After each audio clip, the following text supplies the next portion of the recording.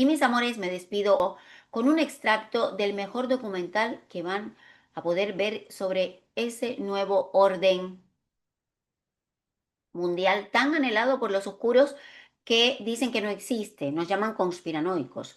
Van a escuchar en este documental al padre de George Bush, a Henry Kissinger, etcétera.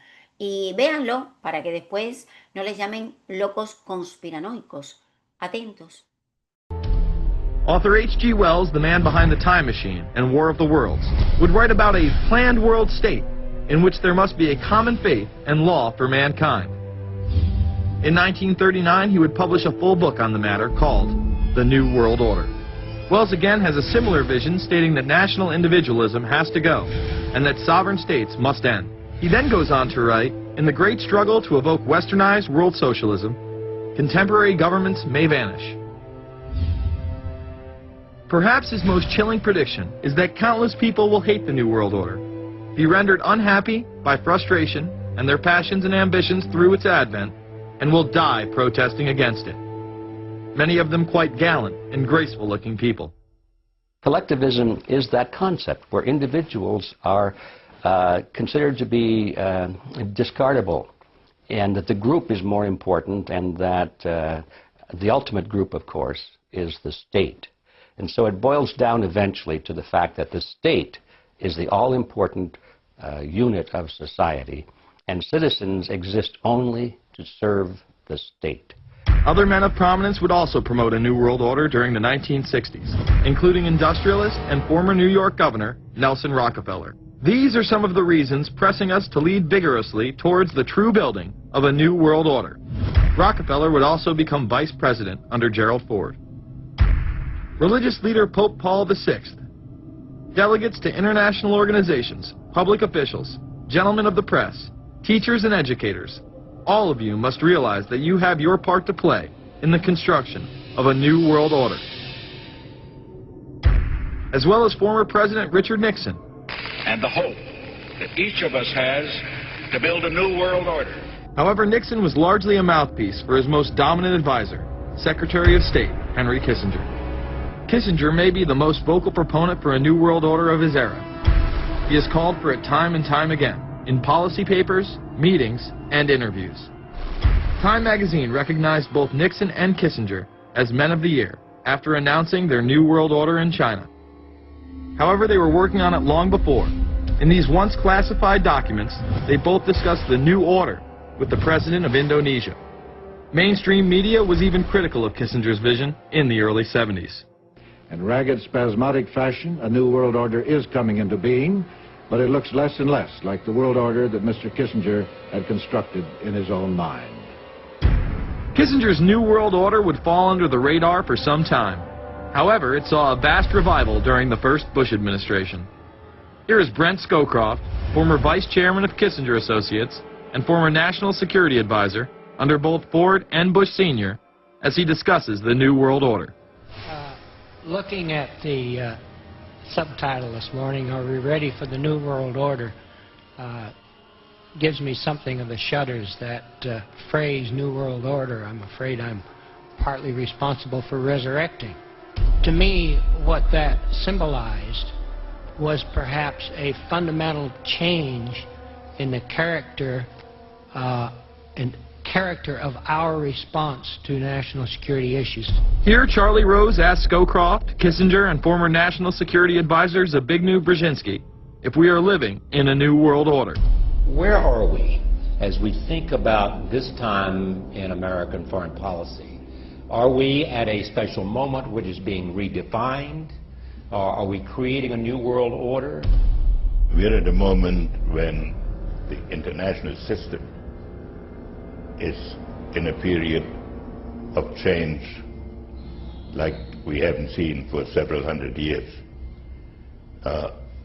In some parts of the world, the nation state on which the existing international system was based is either giving up its traditional aspects, like in Europe, or as in the Middle East.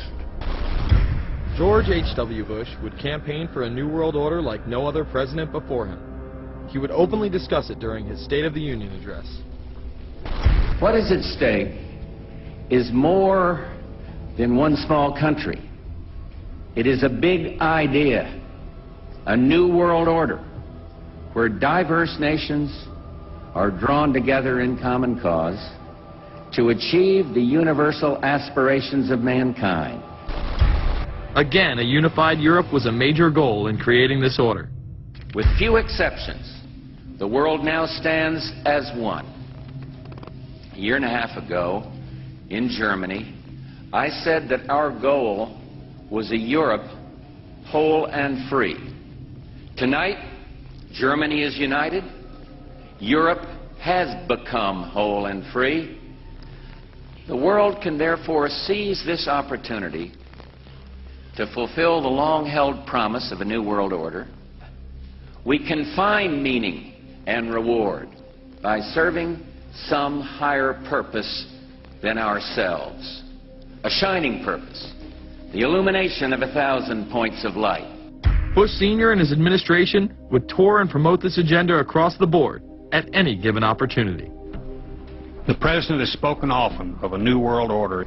And we have an unprecedented opportunity to build a new era of peace and prosperity here and abroad, to build a new world order. It's my understanding, I think that the President, and I don't know the context of how it came up in his speech last night in New York, said that China must be a part of the New World Order.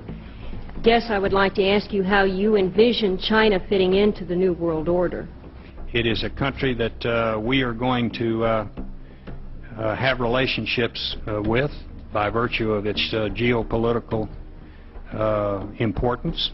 American officials say breaking down regional and national barriers to the flow of goods and services would represent a spectacular benefit to economies around the world.